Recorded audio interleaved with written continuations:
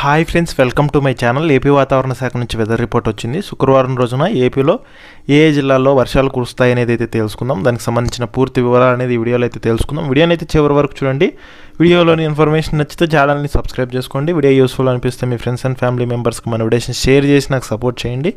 చాలామంది వీడియోస్ చూస్తున్నారు కానీ లైక్ చేయట్లేదు. మీరు ఎన్ని లైక్ చేస్తే నాకు అంత సపోర్టివ్గా ఉంటుంది. వీడియో కూడా ఎక్కువ మందికి చేయట్లేదు. దానివల్ల వీడియోలోని ఇన్ఫర్మేషన్ ఎక్కువ మందికి తెలిసే అవకాశం అయితే ఉంటుంది. ఇక లేట్ చేయకుండా టాపిక్లోకి అయితే వెళ్ళిపోదాము. ఉపరితల ఆవర్తనం ప్రభావంతో ఏపీలో శుక్రవారం రోజున పలు జిల్లాల్లో వర్షాలు కురిసే అవకాశం ఉన్నట్లు వాతావరణ శాఖ అధికారులు హెచ్చరికలు అయితే జారీ చేశారు. ముఖ్యంగా జార్ఖండ్ నుండి తీర ప్రాంత ఆంధ్రప్రదేశ్ వరకు విస్తరించి ఉన్న అల్పపీడన ద్రోణి ప్రస్తుతం సగటు సముద్ర మట్టానికి 0.9 కిలోమీటర్ల ఎత్తులో తూర్పు విదర్భ నుండి తెలంగాణ మరియు ఆంధ్రప్రదేశ్ మీదుగా తమిళనాడు వరకు విస్తరించి ఉంది. ఇక ఉత్తర తమిళనాడు నుండి లక్షద్వీప్ వరకు సగటు సముద్ర మట్టానికి 3.1 కిలోమీటర్ల ఎత్తులో ఉన్న ద్రోణి ఆగ్నేయ అరేబియా సముద్రం మరియు దాని ఆనుకుని ఉన్న కేరళ ప్రాంతాలపై ఏర్పడిన ఉపరితల ఆవర్తనంతో విలీనమైంది.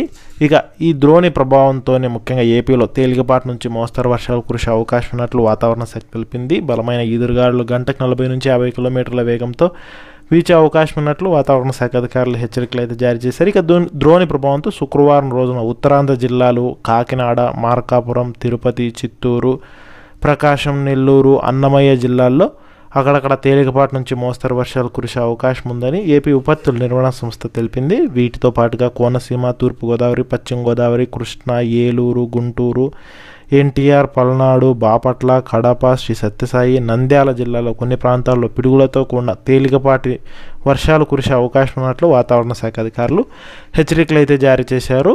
సో ఉరుములు మెరుపులతో కూడిన వర్షాలు కురిసే సమయంలో ప్రజలు తగిన జాగ్రత్తలు తీసుకోవాలని తెలిపారు.